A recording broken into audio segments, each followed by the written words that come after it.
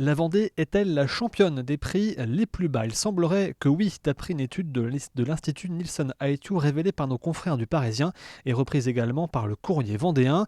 Les produits de consommation courante sont 2,5% moins chers que la moyenne nationale dans le département.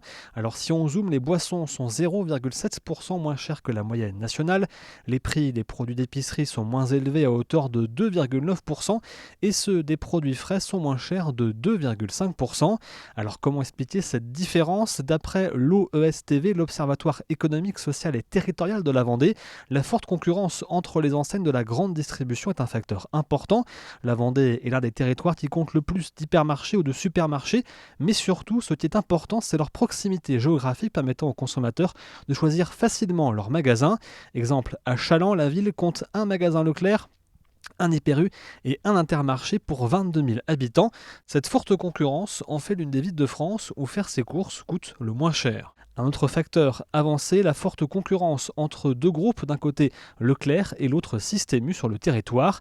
Pour l'OSTV, la Vendée et le Grand Ouest de manière générale sont également au cœur du complexe industriel de l'agroalimentaire en France. De nombreuses denrées alimentaires sont produites à proximité, ce qui réduit drastiquement les coûts. Néanmoins, il faut relativiser cette annonce car au final, cela ne fait que quelques euros voire centimes d'écart avec les autres départements et surtout, les prix en Vendée sont plus élevés qu'auparavant.